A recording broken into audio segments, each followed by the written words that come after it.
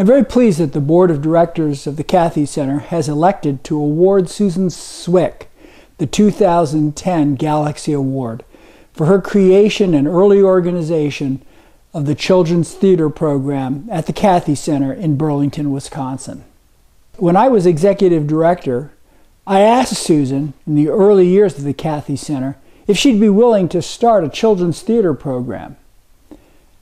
With that simple request, the next thing I knew, I had a flourishing children's theater program, producing multiple productions every year and involving people and families from very large distances that would commute into Burlington to participate in the children's theater program. Susan's example of taking an initial idea and transforming it into a viable community program is exemplary of the contribution that residents can make to local community centers. Our hope is that Susan's example will inspire others to start programs in the Burlington area and also encourage others in other parts of the country to start children's community theater in their locality.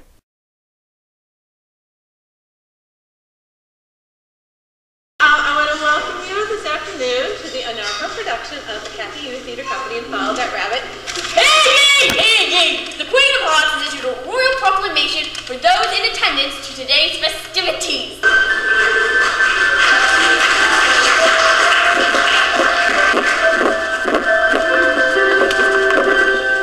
Look, were all those youngsters out there? I hadn't noticed. I don't think they're from Wonderland. Well, why don't you ask them? Don't be a dodo. But I'm a dodo. That's right, you are. Welcome to Wonderland, this magic place, this holiday. What inspired me to even get involved with the children's theater was probably Jessica's love of theater. I had done Peter Pan for play productions about 1.5 years before, and I knew Jessica still wanted to be involved with theater. So when an opportunity came up to start another theater company a little bit closer to home, just kind of jumped on it and said, sure, I'd love to help to start up or help organize a new youth theater.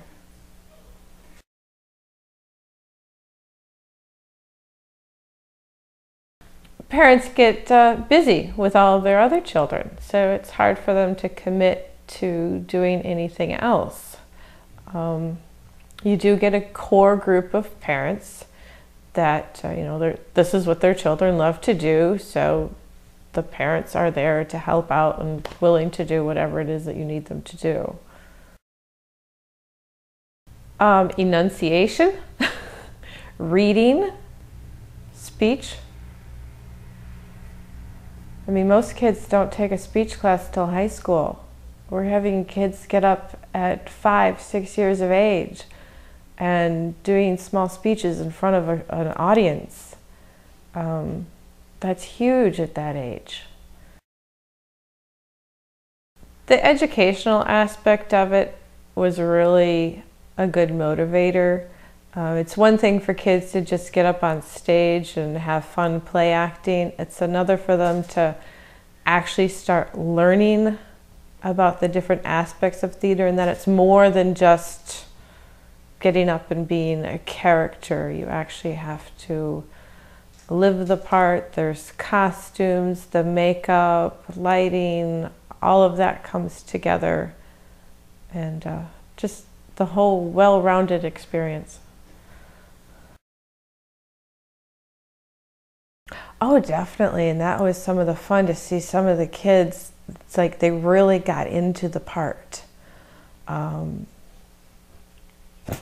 mean, you think about Eli, and he was the rabbit in Follow That Rabbit, so he went from a fluffy bunny to Shere Khan, to a playboy, to a hippie, all in the matter of a couple of years. And just to see them take on these different roles. Production, they're just there to put on the shows. That's what they do. They put together a show to get an audience, to make money, to put on another show. An educational theater is not as concerned with the audience per se, even though we need the audience, because without them we obviously can't do another show. It's more concerned with getting the kids involved and getting something out of it so that they can take that with them later in life. I mean, just if they truly get involved, like I know right now with their current production, Sleepy Hollow, there's a young girl who was in Groovy who is now doing the choreography for Sleepy Hollow. Before that it was Jessica. The leadership skills that some of these kids can get by getting involved and taking on some of those roles is tremendous. I mean, it will help with their portfolio if they want to go to college. It's just going to help with their whole life.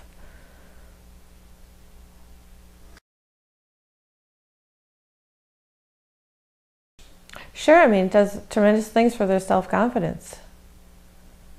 I mean, once again, going back to Willow, she was always an outgoing girl, but she's been able to channel all of that energy into performing.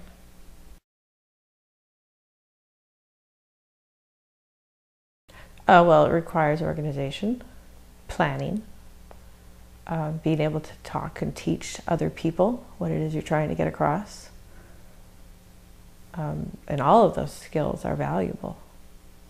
Yes, the long-term benefit is just that. I mean, it's great to reach out to the community and, you know, bring in these shows for other young kids to see, especially, you know, if it's kept at an affordable rate.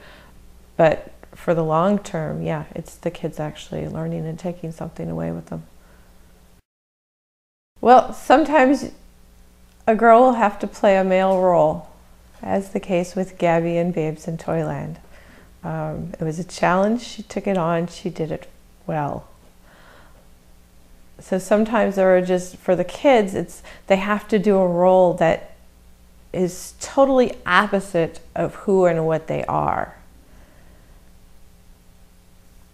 Other challenges are working with people that you're not familiar with, having to wear makeup, as in the case with Jungle Book. All of those kids had extensive facial makeup, and even the boys, and they weren't overly thrilled with it, but they knew that they had to do it.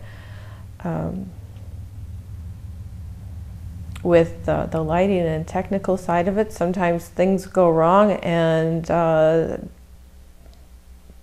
they have to make a quick fix. And when you're a young teenager, you're not always equipped to handle that.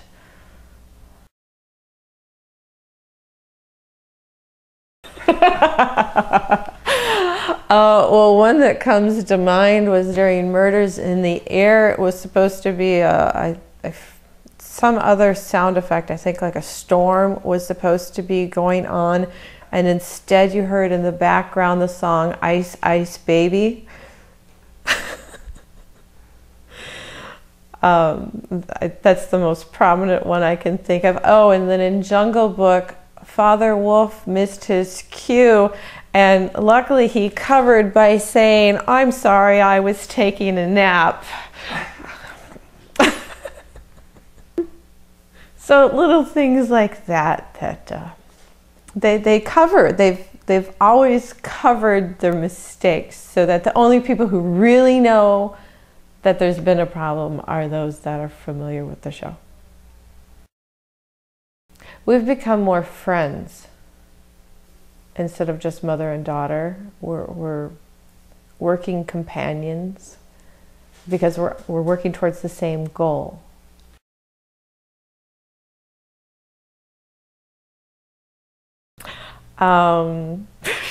What advice would I give them? Check themselves into a mental hospital first.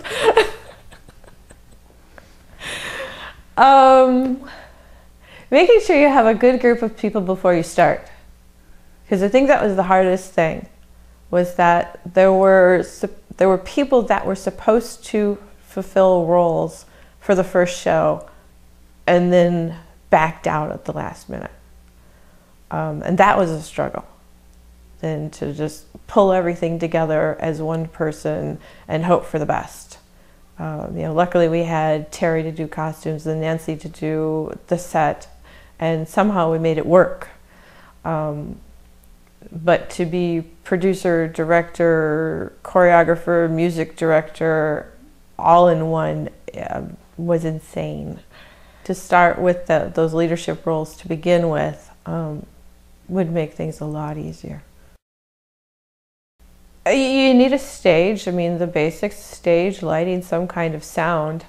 I think it's best if you do have a building that can be dedicated to that purpose. I worked with another theater company where they were renting a stage, and it made it difficult because the stage was a part of another facility that had nothing to do with theater or education. You need a facility that can accommodate you. Advertising is somewhat effective. The posters, especially the posters in the school, it's really grown by word of mouth.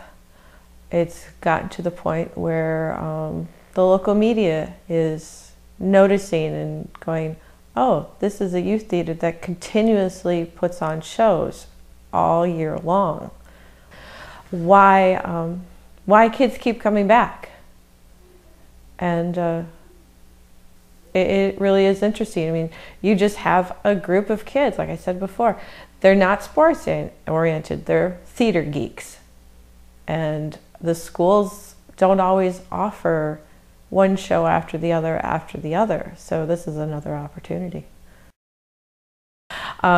Musicals are definitely more challenging. You've got the music and the choreography, but they usually tend to lead to a larger cast. And a larger cast equates a larger audience. So even though they were more difficult, the challenge was worth it because we could reach out to more people.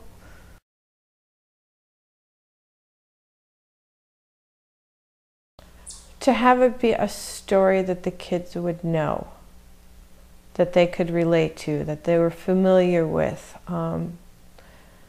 so that they would want to be a part of the experience. When we did Jungle Book, everyone knows the story of Jungle Book.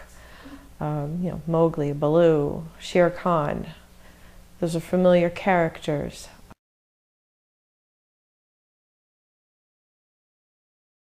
Mostly family, friends of the kids. Occasionally you'd get, over time we've gotten more and more from just community members trying to do outreach to schools. The goal in the beginning was to do just that, to outreach to the schools, to make it not just an educational environment for the participants, but for the community at large.